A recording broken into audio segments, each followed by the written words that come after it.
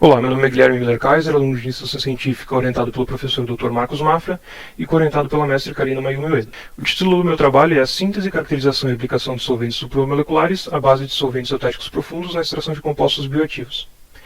A matriz escolhida foi a gabiroba, uma arbórea abundante na região sul, pertencente à família Myrtaceae, que possui alta concentração de biomoléculas como beta-caroteno e também possui uma boa quantidade de polpa.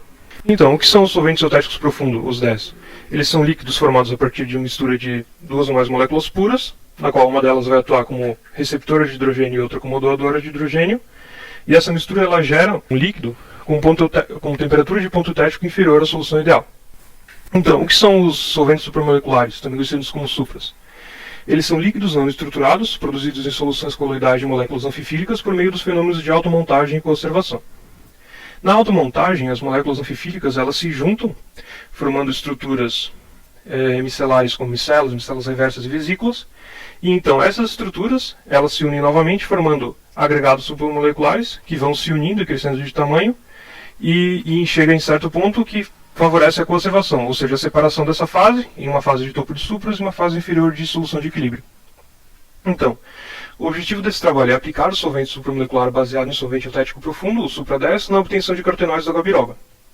Os objetivos específicos são realizar a extração sólido líquido com o 10 e concentrar esse extrato gerado com os supras, e então realizar análise estatística através do modelo de superfície de resposta box banking para a extração sólido líquido. Os 10 eles foram elaborados a partir da mistura de ácido octanoico e ácido decanoico, em uma razão 1:1, levados a um shaker numa temperatura de 50 graus até formar um líquido immiscível.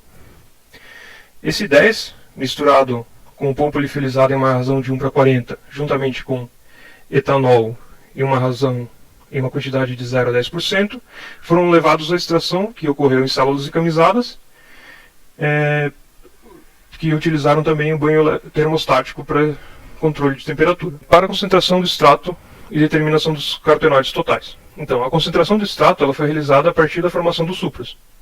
Então, o extrato em si atuou como moléculas anfifílicas, misturado com etanol e água, foram levados ao vórtex e a centrifugação, gerando então uma fase de topo de supras e uma fase inferior de solução de equilíbrio.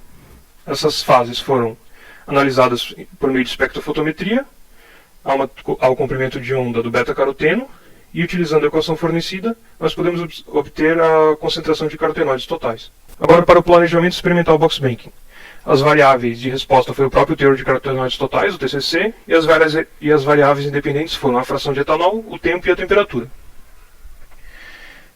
A fração de etanol variou entre 0, 5 e 10%, o tempo variou entre 30, 60 e 90 minutos, e a temperatura variou entre 25, 45 e 65 graus Celsius.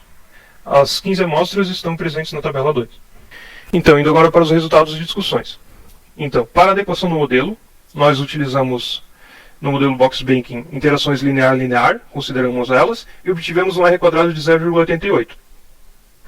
Nessa análise, os conjuntos que foram significativos, ou seja, tiveram um P menor que 0,05, foram a temperatura, e a relação linear entre a temperatura e a fração de etanol.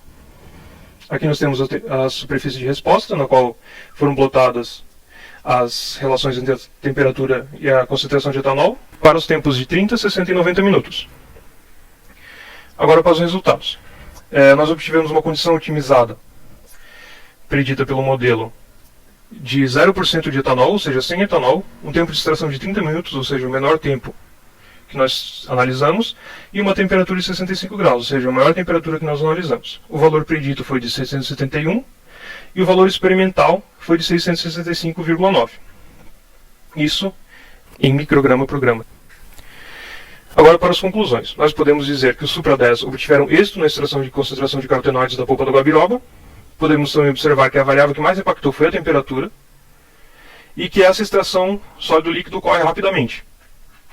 Nós adotamos uma escala de 30 a 90 minutos, mas percebemos que isso foi um tempo muito longo. Poderia ser analisado em uma escala de tempo mais curto, entre 0 e 30 minutos, por exemplo. Isso para pesquisas futuras. E a análise do modelo de superfície de resposta, utilizando as relações lineares, foi adequada, gerando um resultado de nível de confiança de 95% e aquele R quadrado de 0,88. Essas são as nossas principais referências. Muito obrigado a todos, em especial ao CNPq pela bolsa concedida.